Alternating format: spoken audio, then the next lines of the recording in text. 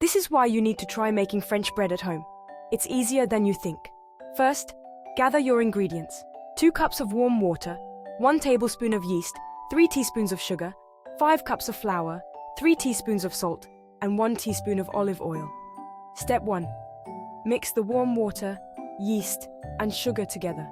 Let it sit for a few minutes to activate the yeast. Once activated, add your oil to the mixture. Now it's time to combine your wet and dry ingredients. Add your flour and salt into the mix and stir until you form a dough ball.